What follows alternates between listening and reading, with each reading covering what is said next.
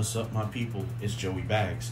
Today's video is a special one for you. We've got the Moza KS wheel in the house for review. So here we go. We'll get started. TLDR, this shit is awesome.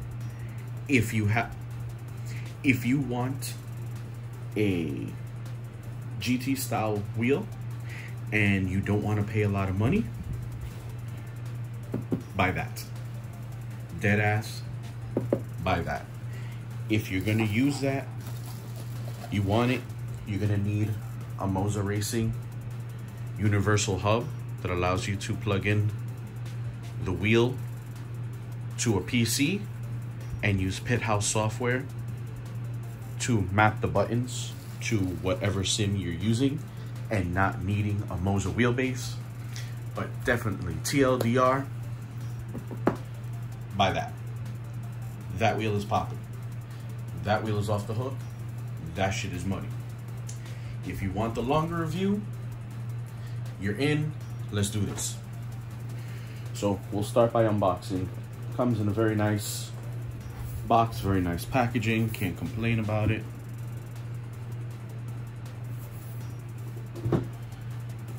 First thing you're greeted with are stickers. A little tweezer here, so that way you can apply said stickers to the buttons, and an instruction manual. You're presented in the box with the wheel. This is a little difficult. You may have to pry it out of here. This is a very nice nylon box here. You can use to store it if you want. There's no other cables with this. All the contents are the wheel, the dust bag, and the instruction manual and stickers. That's it. So here we go. Let's open up this bag. Very nice dust bag that you can keep to store it with, you know, wherever you decide to put it. And here we go. Here's the wheel. I still have the plastic cover on the RPM lights here. Each one of these buttons, as you can hear that nice tactile click, each one of these is a programmable RGB button. I'll go ahead and I'll show you that. In the next segment, you've got these. You've got very nice rotary encoders, a very solid feel. You've got rotary coders here at the thumbs. So this one's labeled brake bias. This one is diff. This is a very soft touch rubber grips here. The carbon fiber-ish like material is actually very nice. It's a very solid and sturdy wheel. Like, I'm trying to twist it and I'm getting no twist.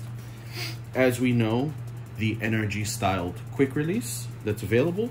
If you want to take a look, this is the pinout for it, so you know this is a V2 setup. So if you have one of the older V1 style Moza bases, which pretty much I think is only like maybe the R5 that may be available in the V1, maybe an R9 that only have one row of pins, or should I say the hub on that wheelbase only has a single row, so this wouldn't be compatible with it unless you used the universal hub. We've got dual clutch paddles here and magnetic shifters. It's a very nice, strong, tactile feel. Not overly loud, at least not like compared to my PXN. And we have two thumbsticks here. So you have a 8-way thumbstick with a push on both. And here on the back, you can see the little RJ12 port. So you would take your cable that comes with the universal hub, you plug that into there, then you take the other side You plug it into the wheel. At that point, this is plugged into the computer. Pit house detects the wheel that you're using. Lights come on. You set your buttons accordingly, and you're good to go. I can tell you the fit and finish on this is actually very, very, very, very well done. When you're holding this in your hand, this does give you a good sensation of a quality piece of equipment. Comparatively, let's see, let's put this down here for a moment. Comparatively, let's say you might hear the sound of the R5s, me releasing the ES wheel. So comparatively to this wheel, this is the KS is a much higher quality wheel. And just for comparison, I'll show you my Acelith with my custom PXN.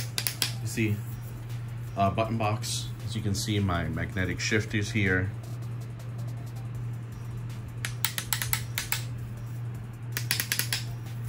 And these are piezoelectric dual clutch paddles. This connects to a PC via USB-C port right there. Weight-wise, we're talking pretty similar in weight. In width, I believe the KS is just a touch wider. I think this is at just about 300 millimeter, and my PXN wheel is at 280, maybe 290. Or should I say the Acelith design Ace 1. The fit and finish on this is very nice. The quick release is very nice. Honestly, there's really not much to say. It's a wheel. A lot of functionality with the buttons, as you can program it to do whatever you want. You've got your rotary encoders. Now they are just side-to-side encoding, no push. One feature that I do not like is that each click is a separate button. So if you were to use this to change, let's say, traction control, you'll be going one click will make it what you want. If you continue going, that'll be a whole different button. So I would have to see that in practice to see if it really works the way I'm thinking it is. But that's the one thing I'm kind of not happy when I did program this. I did notice that it was, it was like, okay, this number, then this number, then I went to another one, and you can see on the side panel, I'll actually show you, a whole nother number lit up. So that could be a pro, that could be a con. I mean, I guess it really comes down to how you program it and what your setup is like. Like I said, the grips are really nice. I could see where if you didn't wear gloves, this could get a little bit sweaty, could hold a lot of dust, maybe some, skin from sweating, but it's not bad. It would feel nicer if they did maybe a nice leather or an Alcantara. If it's possible to even it's possible to take it apart, but to go ahead and switch this out, if it's an easy just, 3 screws here and this comes out, maybe decide to reupholster it in some type of other material. But here you go. This is the Moza KS. So we're gonna take a quick break. I'm gonna set up the PXN V12 DDL, and you're gonna see that running on this. We'll be back. All right, guys, and we're back. So here we are, we're at the rig, and I've got the Moza Universal Hub. It's already, the USB-A to USB-B is already plugged into the PC. I have a USB-C plugged into it for auxiliary power, which it also requires. I have the cable connected to the wheel. And there's me and my big self. I don't know if you can see me there. Getting into position. Let's remove the PXN wheel. Now, what I'm going to do is, let me bring you in close for a second here. So, as you can see here, let's see, most wheels that have proprietary setups will have some form of connection here for power and or info that they're passing to their proprietary wheel, and the PXN is no different. It has a 5 pins across that will gather power, that power the wheelbases, the button boxes, that has the wireless signal that it uses to control, that talks between the wheel and the power and the wheelbase, that are connected to the PCV cable. So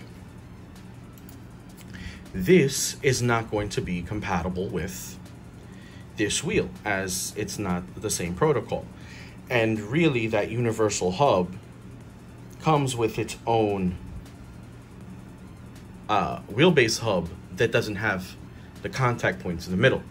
So what I had to do was I cut a small piece of electrical tape and I just place it.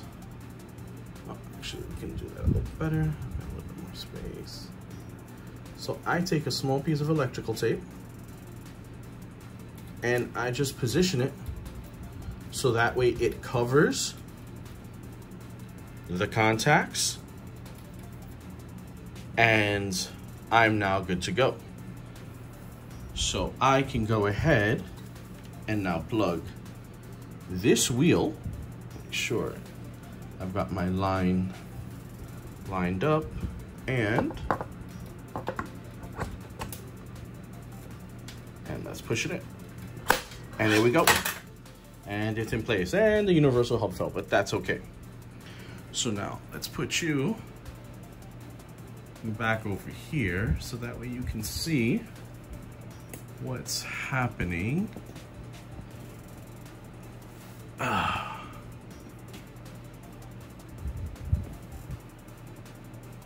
There we go. I want you to be able to see the wheel here.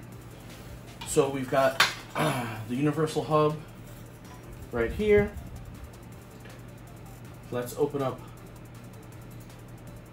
Pithouse's software. As you see, it sees the universal hub. It doesn't see anything connected to it. We'll go home. This is the wheel that you can see.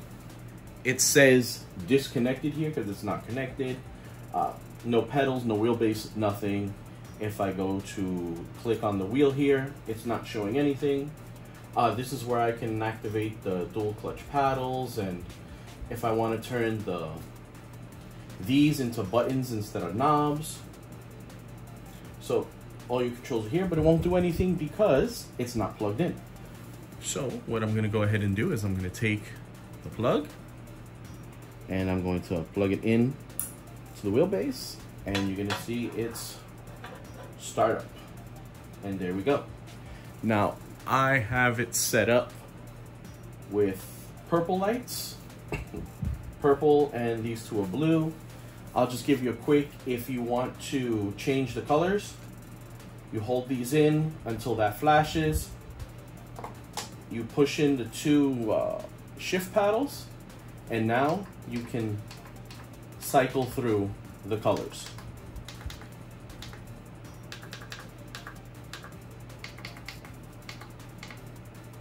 So whatever you'd like to change that to.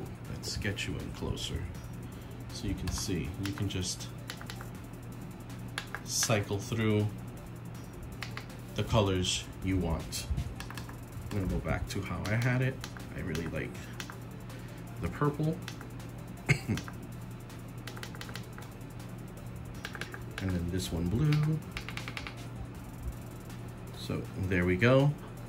And if you want to get out of this mode and you're done, hold it back again.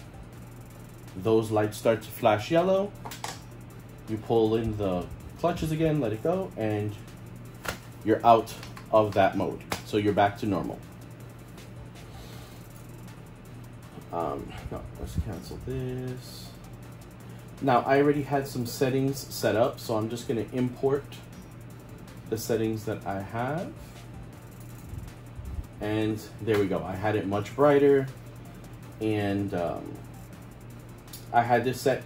Now, unfortunately, in Assetto Corsa, for some reason, this isn't working to give me my TAC or my rev. Not a big deal. I'm sure if I take some time, I can figure it out, but there we go. The software, if you want, you can change these to whatever color. So if I want, I can make that blue. I can make that one blue. I can make that one blue just by dragging it over, but we'll just go ahead and make it purple like it was.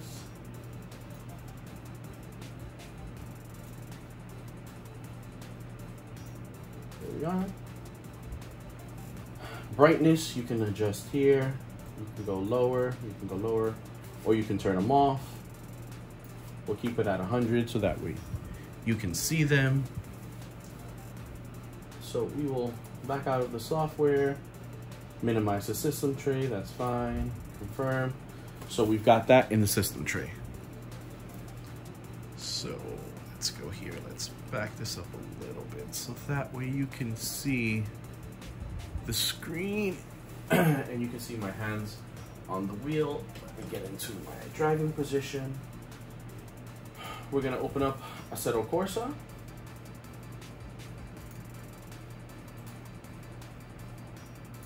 There we go. And as you can see here, this is set up with my PXN V12. I'll bring you in close so you can see. So right there, it says Universal Hub. So this is the Universal Hub. And as I pull buttons and press, you can see. Now we'll go to this whole rotary encoder. So I'm turning the rotary encoder and you can see there, 78, 77, 78. Now if I go one more, it's 79. And if I keep going 80, 81, 82, so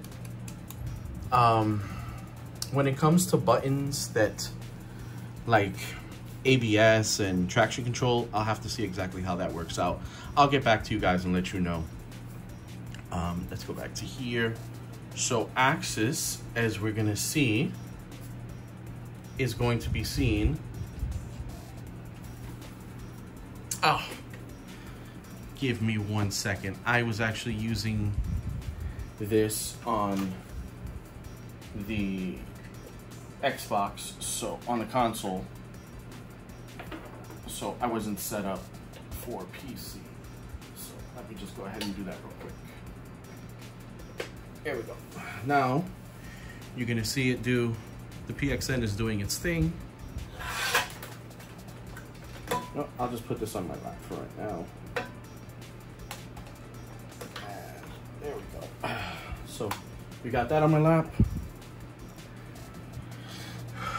And you can see here, now the V12 Lite is there. You can see as I'm turning the wheel, you can see that's going. It's gonna recognize my throttle. It's gonna recognize my brake. And let's scroll down a little bit. And now you're gonna see it recognize my clutch. It will also recognize my shifter. And the two buttons on my shifter. So we're good there. And then the rest of it is all the Universal Hub. So we can go to our buttons here, and I don't have a preset. Do I have a preset for that? No, I didn't save a preset. So we'll just program. So next gear will be universal hub button 14. That's what upshift is going to be. And downshift will be the same. Now here we'll go to brake balance. So I'll use this thumb encoder here. So to move it front, I'm gonna go left. To go to the back, I'll go to the right. All right, so there you go. So this one, it sees it as I keep moving to the left, it's the top, to the right, it's to the bottom. Let's see about, all right, so traction control. That's this encoder right here. So traction control, we'll set it to increase, and now decrease will be set. So now if I increase, it'll click. But as I keep going up, it won't. So I may have to play with this. I'm not exactly sure how well this is gonna work out. I may have to take a look at that. Right now, I'm not gonna bore you with setting a bunch of different buttons. We're good to go with pretty much what we need is the basic controls. You don't wanna make this a super long video because I know you guys don't wanna sit through some of this long stuff, but you see, it's working. Or at least here, this part. So what we're gonna do is, I'm going to get into the, I believe this is the URD. Is this URDs? Yep, this is URDs NSX. We'll do a hot lap around the Tsukuba circuit. Let's throw these on. Now let me crank up this volume so that way hopefully you guys can hear, well, hopefully you can hear some of it. Won't make it too loud. And you can see my thumbstick is working like a thumbstick. As you see, I'm going up and it's working as a thumbstick. First gear, and let's go.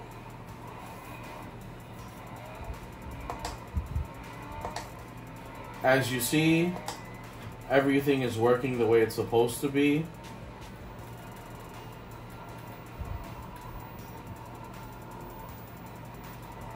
The force feedback is full and feels great. I will say, compared to my Acelith wheel, these grips are much thinner.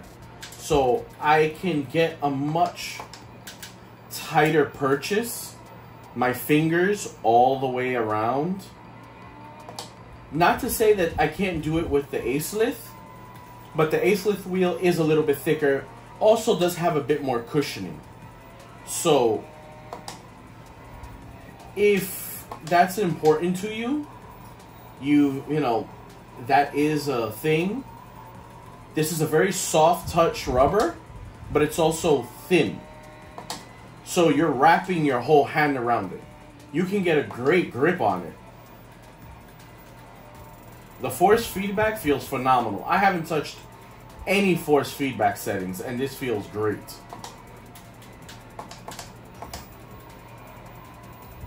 We'll go one more lap around.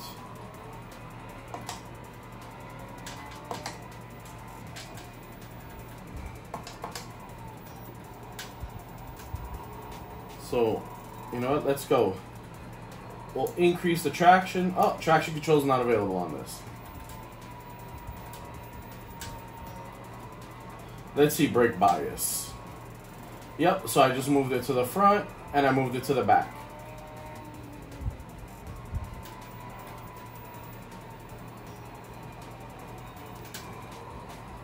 Oh, I'm off. Ah! I spun it.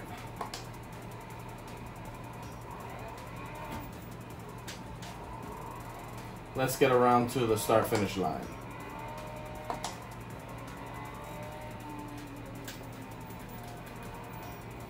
Force feedback is so nice with this wheel.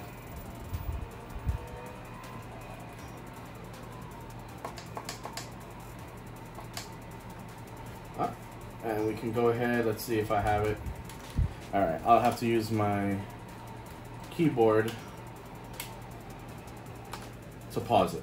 So, that's it.